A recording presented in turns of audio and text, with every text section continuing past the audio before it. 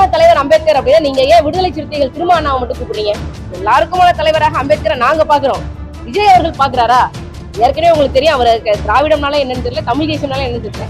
திரும்ப அவர்கள் திமுக கூட்டணிக்கு ஸ்டாலினுக்கு உண்மையாக இருக்கிறாருன்னா பாக்குறேன், அம்பேத்கருக்கு உண்மையாக. வருண் ஐபிஎஸ் அவர்கள் சண்டிகர்ல போய் ஒப்பாரி வச்சாலும் சரி, இல்ல ஐநா மன்றத்துக்கே போய் ஒப்பாரி வச்சாலும் சரி, நாம் தமிழர் கட்சி தன்னுடைய கொள்கையில இருந்து ஒருபோதும் பின்வாங்க. ஐபிஎஸ் ஆபீசர்ஸ்க்கான ஒரு நிகழ்வுல நீங்க பேசுறது மட்டும் எப்படி தனியா திட்டு வருது? தன் மேலையும் தன் மகன் கௌதம சிகாமணி மேலையும் வாங்கிக்கிட்டதுனால அவர் பொன்முடி அவர்கள் தியாகி ஆயிட்டாங்க, தியாகி பொன்முடி ஆயிட்டாங்க. திமுக செய்த நன்மை என்ன? ஒரு மண்ணாங்கட்டி கிடையாது. இந்த புக்கு பேர் தம்பி எல்லாருக்குமான தலைவர் அம்பேத்கர் அப்படின்னு சொல்லி சொல்றாங்க. எல்லாருக்குமான தலைவர் அம்பேத்கர் அப்படின்னா நீங்க ஏன் விடுதலை சிறுத்தைகள் திரும்ப அண்ணாவை மட்டும் கூப்பிடுறீங்க? எல்லாருக்குமான தலைவர்னா பாமக இருந்து கூப்பிடுங்க, மற்ற கட்சிகள் இருந்து கூப்பிடுங்க, கம்யூனிஸ்ட்ல இருந்து கூப்பிடுங்க, எல்லா கட்சியில இருந்து கூப்பிடுங்க. ஏன் விடுதலை சிறுத்தைகள் இருந்து மட்டும் கூப்பிடுறீங்க? அப்ப நீங்க எல்லாருக்குமான தலைவர்ங்கிற புக்குக்கு எதிராக அந்த தலைப்புக்கு எதிராக நீங்க செயல்படுறீங்க. எல்லாருக்குமான தலைவராக அம்பேத்கரை நாங்க பாக்குறோம், விஜய் அவர்கள் பாக்குறாரா? ஏற்கனவே உங்களுக்கு தெரியும், அவருக்கு திராவிடம்னால என்னன்னு தெரியல, தமிழ் தேசியம்னால என்னன்னு தெரியல. திராவிடம் 4 பேர் சேர்ந்து ஆளலான்னு சொல்லும், தமிழ் தேசியம் தமிழ்நாட்டை தமிழன் ஆளணும்னு சொல்லும். திராவிடம் ஒரு கண்ணு, தமிழ் தேசியம் இன்னொரு கண்ணுன்னு சொல்லி அவருக்கு என்ன அப்படின்னா, அவருக்கு திராவிடம்னா என்னன்னு தெரியல, தமிழ் தேசியம் என்னன்னு தெரியல. அதுதான் நம்ம பாக்குறோம். இப்ப இவர் திரும்ப அம்பேத்கர் அரசியல பேச போறாப்ல. இப்ப விஜய் அவர்கள் தன்னுடைய முதல் மாநாட்டில் என்ன சொல்லியிருந்தாங்க அப்படின்னா, அவர் இன்னும் ஒரு அரை விழுக்காடு வாக்கே எடுக்கல, கட்சி தேர்தல போட்டியிடல, அரை விழுக்காடு ஒரு விழுக்காடே எடுக்காத ஒரு கட்சி, நான் கூட்டணி ஆட்சி முறை பண்றேன் அப்படின்னு சொல்லி சொல்றாப்ல. அதை திரும்ப அவர்கள் நம்புறதுக்கு தயாரா இல்லை. இப்ப இந்த எல்லாருக்குமான தலைவர் அம்பேத்கர் புத்தக வெளியிட்டு திரும்ப அவர்கள் போயிருந்தாங்க அப்படின்னா, வரப்போறாரு, அவர் கலந்து கொண்டாரு அப்படின்னா திமுக கூட்டணியில சலசலப்பா அப்படின்னு சொல்லி பேசும். திரும்ப அவர்கள் திமுக கூட்டணிக்கு ஸ்டாலினுக்கு உண்மையாக இருக்கிறாருன்னா பாக்குறேன், அம்பேத்கருக்கு உண்மையா இல்லை. அவர் உண்மையிலே ஐபிஎஸ் படிச்சு பாஸ் பண்ணி மெரிட்ல தான் உள்ள போனாராங்கிறது பெரும் சந்தேகத்தை கலப்புது. ஏன்னா நாம் தமிழர் கட்சி என்பது இந்திய தேர்தல் ஆணையத்தினால அங்கீகரிக்கப்பட்ட ஒரு மாநில கட்சியாக இருக்கு. அது எப்படி நீங்க பிரிவினைவாதம்னு நீங்க சொல்ல போச்சு? வருண் ஐபிஎஸ் அவர்கள் அவங்களுக்கு என்ன பண்ணி கொடுத்துருக்காங்களோ அதை மட்டும் தான் செய்யணும். அதை தவிர்த்துட்டு இப்ப நாங்க காலிஸ்தான் மாதிரி பிரிவினைவாதம் கேட்கிறோமா, இல்ல மத்த பிரிவினை அமைப்புகள் மாதிரி நாங்க பண்றோமா? தமிழ்நாட்டை தமிழன் ஆள வேண்டும் என்பது உங்களுக்கு பிரிவினைவாதம் அப்படின்னா அதை நாங்க தொடர்ச்சியா செய்வோம். கன்னடர்களை ஒரு மான கன்னடன் ஆளலாம், மலையாள தேசத்தை ஒரு மான மலையாளி ஆளலாம், ஆந்திராவை தெலுங்கானாவை ஒரு மானம் உள்ள தெலுங்கர்கள் ஆளலாம், அதுல எந்த சிக்கலும் இல்லை. ஆனா தமிழ்நாட்டை தமிழன் ஆளணும்னு சொல்றது மட்டும் எப்படி பிரிவினைவாதம்ன்றது? அது எப்படி? இதெல்லாம் சொன்னா நாங்க பின்வாங்கிறோமா? ஒண்ணு புரிஞ்சுக்கணும். 1962 இந்தியாவுக்கும் சீனாவுக்கும் போர் வருது. 63 அப்போது ஆட்சியில இருந்த காங்கிரஸ் பிரதமர் நேரு அவர்கள் என்ன சொல்றாங்க அப்படின்னா, பிரிவினைவாத தடுப்பு சட்டம் சொல்லி கொண்டு வராங்க.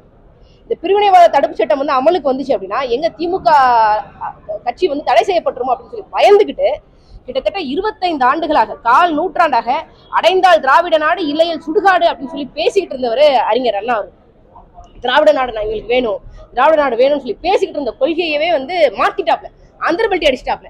அதனால அப்படி நீங்க ஒரு சட்டம் போட்டா, எங்களை நீங்க சொல்லிட்டா நாங்க எங்க கொள்கையில இருந்து பின்வாங்குற கட்சியே கிடையாது, ஒரு இன்ச்சு கூட பின்வாங்க மாட்டோம்.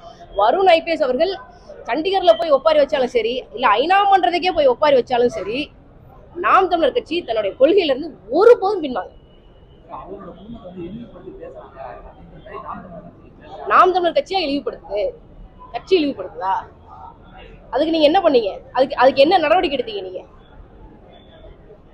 அந்த பதிவு பண்ண நபரு, அந்த நபரை நீங்க அவர் எங்கேயோ இருக்கிற நபரை போய் அவரோட இடத்துல போய் இது பண்ணாம, தண்டனை கொடுக்காம, நீங்க உங்களுடைய திருச்சி கொண்டு சிறையில வச்சு மாட்டு அடிச்ச மாதிரி அடிச்சிருக்கீங்க.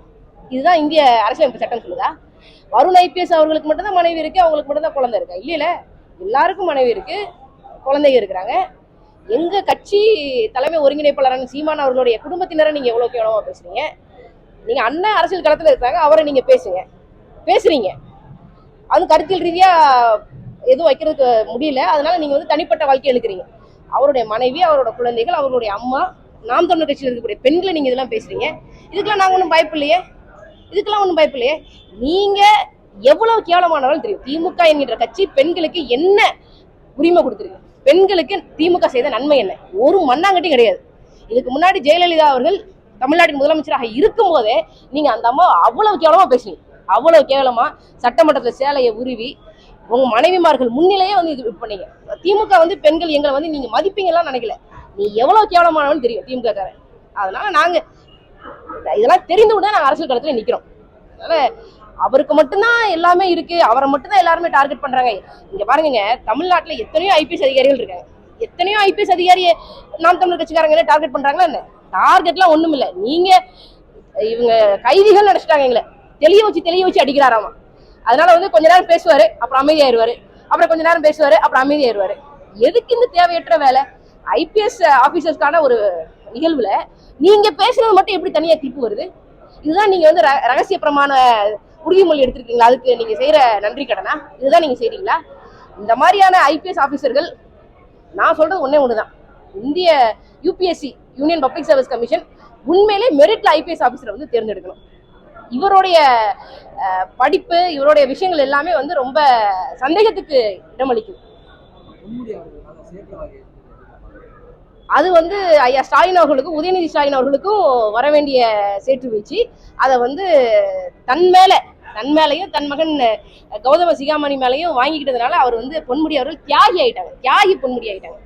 இந்த இப்படி ஒரு கேவலமான ஆட்சி தமிழ்நாட்டை ஆளுவதற்கு கொஞ்சம் கூட தகுதி இல்லாத ஒரு கட்சினா திமுகவும் தலைவர் ஸ்டாலின் அவர்கள் தான். இப்ப துணை முதல்வர் உதயநிதி ஸ்டாலின் வேற வந்திருக்காங்க. கொஞ்சம் கூட உங்களுக்கு தகுதி கிடையாது. உங்க மேல வாரி இறக்க வேண்டிய சேற்றை பொன்முடியும் அவருடைய மகனும் வாங்கியிருக்கிறாங்க. அவ்வளவுதான் நான் பாக்குறேன். இது சேற்றை வாரி இறக்க வேண்டிய அளவுக்கு நீங்க வந்து ஆட்சி நடத்துறீங்க அப்படின்னா அதை செய்யத்தானே செய்யணும்.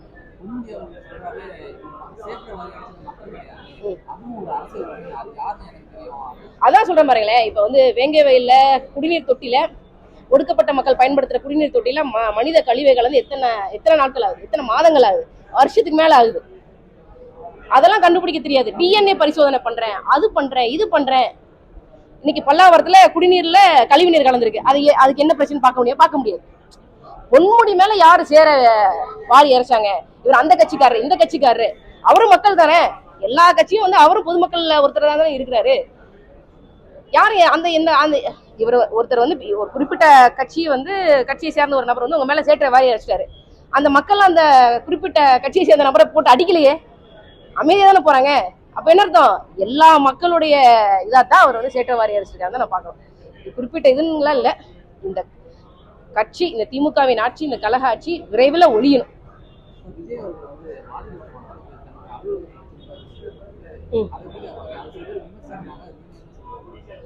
இல்ல, அது எப்படி அப்படின்னா வந்து எங்கள் அண்ணன் சீமான் அவர்கள் என்ன சொல்றாங்க அப்படின்னா, உதவி செய்யற மனம், அந்த உதவுகின்ற மனத்திற்கு வாழ்த்துக்கள்.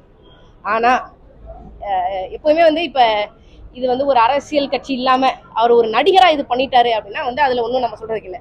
ஆனா அவரை தளபதின்னு கூப்பிடுறாங்க. அவர் அரசியல் களத்துக்கும் வர மாட்டேங்கிறார், போராட்ட தளத்துக்கும் வர மாட்டேங்கிறாரு. அப்புறம் என்ன நீங்க தளபதி? மக்களை வந்து நேர்ல பார்க்கணும். நான் வந்தா கூட்டம் கூடிரும், நம்ம கூட்டம் கூடும். அப்ப என்ன, நீங்க தேர்தலுக்கு வந்து ஓட்டு மெஷின் உங்க வீட்டுக்குள்ள வச்சுக்கீங்களா? உங்க கட்சிக்கு வாக்களிக்கிறவங்கள உங்க வீட்டுக்கு வந்து ஓட்டு போடணுமா? இப்படிலாம் கேள்வி இருக்குல்ல. அதனால வந்து எங்க அண்ணன் வந்து அதுக்கு வாழ்த்துக்கள் சொல்லியிருக்கிறாங்க. ஆனா வந்து ஒரு அரசியல் கட்சியின் தலைவராக மக்களை வந்து பார்க்கணும். களத்துல என்ன சிக்கல் இருக்கு, அவன் வீட்டை பார்க்கணும். வீட்டுல வந்து எவ்வளவு சேத வாரி இருக்குன்றத பார்க்கணும். கரண்ட் இல்லைன்னு சொல்றாங்க, அரிசி எல்லாம் வந்து சகதியா ஏறி இருக்குன்னு சொல்றாங்க, சாப்பாடு எல்லாம் மக்கள் தவிக்கிறாங்க. அந்த பரிதவிச்ச முகத்தை பார்த்து ஆறுதல் சொல்றதா ஒரு அரசியல் கட்சியின் தலைவராக, ஒரு மனித மாண்பாக நான் பார்க்கிறேன்.